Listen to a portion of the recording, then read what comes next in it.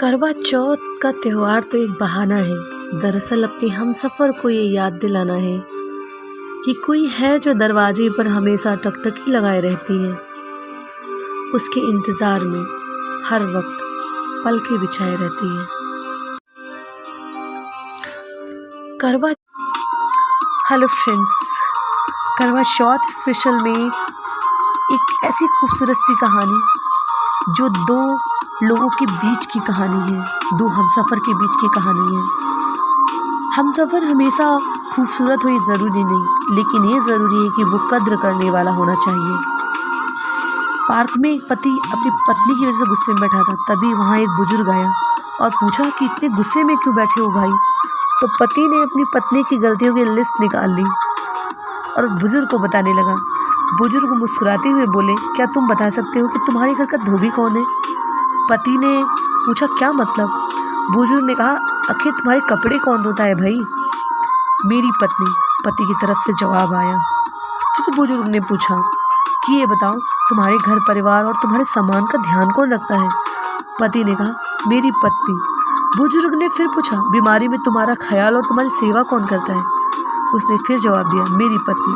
बुजुर्ग ने फिर पूछा, ये बताओ, परेशानी और गम में तुम्हारा साथ कौन देता है? जवाब आया, मेरी पत्नी।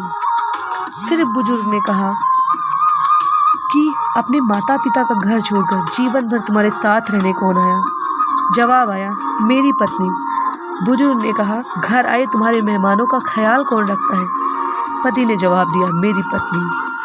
फिर बुजुर्ग ने कहा, अच्छा बताओ, इतना सारा काम करने के बाद क्या तुम्हारी पत्नी तुमसे पैसे मांगती है? तुमसे वो उसके बदले पैसे लेती है? तो जवाब आया, नहीं। फिर बुजुर्ग ने कहा, ये बताओ, तुम्हारी बावर्ची कौन है? पति ने जवाब दिया, मेरी पत्नी। पत्नी ईश्वर का दिया सबसे अनोखा उपहार है।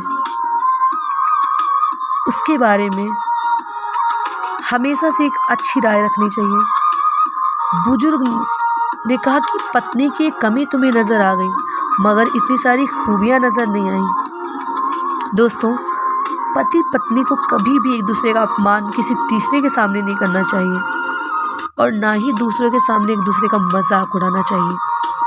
पत्नी की खूबियों को देखें, उसकी गलतियों को नहीं,